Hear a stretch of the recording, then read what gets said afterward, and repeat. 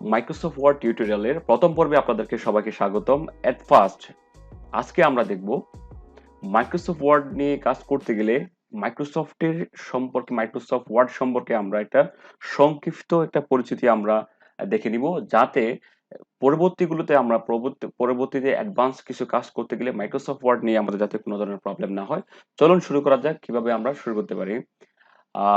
Microsoft word আমরা start করতে পারি সেটা একটু দেখে নিই। এট ফার্স্ট আমরা যেটা করতে পারি, রাইট বাটন ক্লিক করে যেখানে আমি আমার ফাইলটা তৈরি করব সেখানে কিন্তু গিয়ে একটা ফাইল ক্রিয়েট করব, যেখানে নিউতে গিয়ে মাইক্রোসফট ওয়ার্ড ডকুমেন্ট ক্লিক করলেই কিন্তু আমরা একটা নতুন ডকুমেন্ট আমরা ক্রিয়েট করতে পারবো।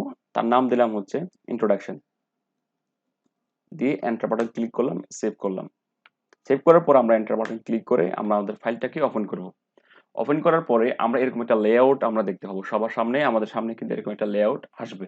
আসার পর আমরা দেখে নিব আসলে কোনটাকে কি বলে এবং কোথায় কি আছে।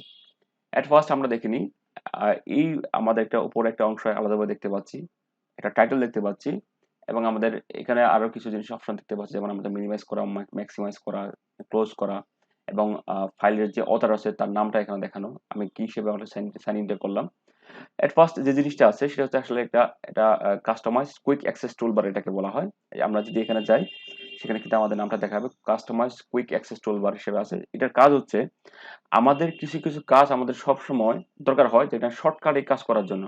এই শর্টকাটে কাজগুলো করতে গেলে আমাদের অনেকগুলো অপশন, আসলে অনেকগুলো প্রসেস পার করার পরে এই জিনিসগুলো আমরা করতে পারি, যাতে আমাদের কুইক অ্যাক্সেস গুলো করতে পারি, কুইকলি কাজগুলো করতে পারি। এই জন্য কিন্তু আমাদের এখানে কিছু জিনিস আমরা এখানে সেট আপ করে রাখতে পারি। এখানে যেমন আসে আমাদের একটা সেভ বাটন আছে, সেভ বাটন আসলে আমরা কন্ট্রোল এস ক্লিক করার পরেও কিন্তু আমরা করতে পারি। আর এখানে একটা অপশন আছে, আপনি মাউসের মাধ্যমে কাজ করার পরে মাউসে ক্লিক করার পরে এগুলো আপনি সেভ করে রাখতে পারেন। এটা কখন সবচেয়ে বেশি প্রয়োজন হয়, যখন মনে করেন আপনার কিবোর্ডে এমন একটা প্রবলেম, যেমন আপনার কন্ট্রোল কাজ করেন অথবা এস কাজ করেন, তখন হয়তো আপনি কন্ট্রোল এস ক্লিক করার পর আপনি সেভ করতে হবে, তখন আপনাকে মাউস দিয়ে কিন্তু এখানে সেভ করতে হবে। নতুবা আপনি ফাইল অপশনে গিয়ে সেভ বাটনে গিয়ে কিন্তু আপনি এটা ক্লিক করে কিন্তু সেভ করতে পারেন। সো যে দুই তিনটা স্টেপস আপনাকে পার হতে হয় এই কুইক অ্যাক্সেস টুলবারে গিয়ে, সেটা কিন্তু আপনাকে পার হতে হওয়া লাগবে না। এরপর দেখেন আরো বিভিন্ন অপশন গুলো আছে এখানে, মানে আন্ডু অপশন আছে, কন্ট্রোল জেড যেটা করা হয়, এটা আসলে একটা রিপিট অপশন আছে। আপনি ইচ্ছে করলে আর এখানে অপশন আরো বাড়াতে পারেন, যেমন হচ্ছে নিউ নিউ যদি কোনো ফাইল অথবা ক্রিয়েট করতে হয়, নিউ ডকুমেন্ট ক্রিয়েট করতে হলে আপনি এখানে জাস্ট একটা ক্লিক করলে কিন্তু আপনার একটা নতুন ডকুমেন্ট ক্রিয়েট হয়ে যাবে। হ্যাঁ, এরপর হচ্ছে আপনার আরো অনেকগুলো জিনিস আমরা, যেমন ড্র টেবিল, হচ্ছে টাউস এন্ড মাউস মোড। সো আরো অনেকগুলো আসলে অপশন আমাদের আছে যেগুলো আমরা আসলে ক্রিয়েট করতে পারি। তাহলে চলে গেলেন আমাদের কুইক অ্যাক্সেস টুল বার গেল। এটা হচ্ছে আমাদের টাইটেল। আমি যে ডকুমেন্ট দিয়ে আমি টাইটেলটা ক্রিয়েট করব, যে ডকুমেন্টটা আমি ক্রিয়েট করব সেই ডকুমেন্টের নামই হচ্ছে এখানে দেখাবে। আমি যদি এই ডকুমেন্টের নাম যদি আমি চেঞ্জ করে ফেলি, অবশ্যই কিন্তু এখানে নাম চেঞ্জ হয়ে যাবে। ওকে, সো এরপর আমরা আসি সবচেয়ে যে বিষয়, সবচেয়ে বেশি যে ইম্পর্টেন্ট বিষয়টা, সেটা মাইক্রোসফট ওয়ার্ড বলেন আর যে কোনো ধরনের এই ধরনের যে ডকুমেন্ট অথবা মাইক্রোসফট ওয়ার্ডের এখানে যে সবচেয়ে বেশি ইম্পর্টেন্ট যে বিষয়টা নিয়ে আসলে আলোচনা করা দরকার, সেটা হচ্ছে এই রিবনগুলো নিয়ে, প্লাস ট্যাবগুলো নিয়ে। এখন দেখেন আমাদের অনেকগুলো কিন্তু ট্যাব আছে, যেমন home tab, insert tab, design tab, layout tab, reference tab, অনেকগুলো আসলে অপশন আছে। এই অপশনগুলো যদি আমরা ক্লিক করতে চাই, কাজ করতে চাই, এখানে কিন্তু অনেকগুলো এই আহ, এই ট্যাবের আন্ডার কিন্তু আমাদের প্রত্যেকটা একটা করে রিবন রিবন আছে। এই পুরো জিনিসটাকে আসলে বলে একটা রিবন। এই ট্যাবের মধ্যে রিবনের মধ্যে বিভিন্ন বিষয়গুলোকে আসলে গ্রুপ ওয়াইজ ভাগ করা থাকে। যেমন হচ্ছে এটা এটা একটা গ্রুপ, এটা হচ্ছে ফন্ট গ্রুপ। হোম হোম ট্যাবের মধ্যে হোম ট্যাবের মধ্যে যে রিবন আছে সেই রিবনের মধ্যে একটা হোম গ্রুপ আছে, এটাকে পুরোটা একটা গ্রুপ বলা হয়।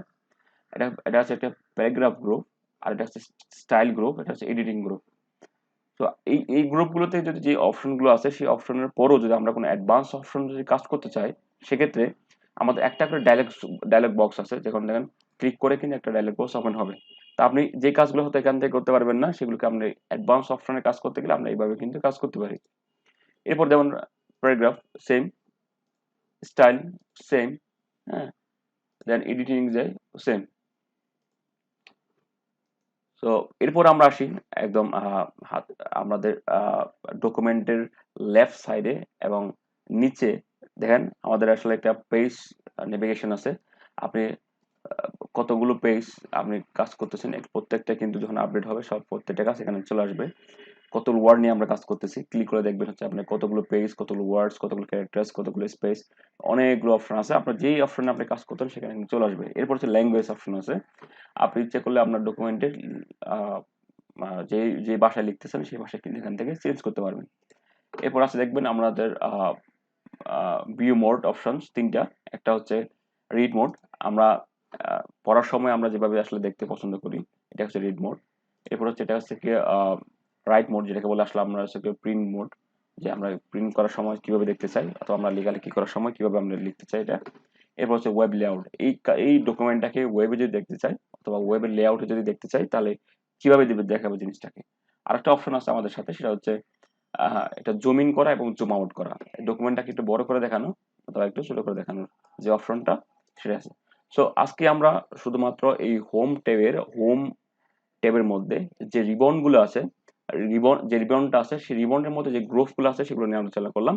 অথবা আমরা সামনে হয়তো প্রত্যেকটা গ্রুপের অপশনগুলো নিয়ে আমরা কাজ করব, এবং এদের অ্যাডভান্স অপশনগুলো নিয়ে কিভাবে কাজ করতে হয় সেগুলো সম্পর্কে আমরা একটু দেখে নিব। সুতরাং আজকে এই পর্যন্তই। আশা করি আপনারা বুঝতে পেরেছেন। যদি কোনো সমস্যা যদি হয় অবশ্যই আমাদেরকে জানাবেন। আমি চেষ্টা করব যে আপনাদেরকে এর পরবর্তীতে বিভিন্ন ধরনের সমস্যাগুলোর সমাধান দেওয়ার জন্য। ভালো থাকবেন।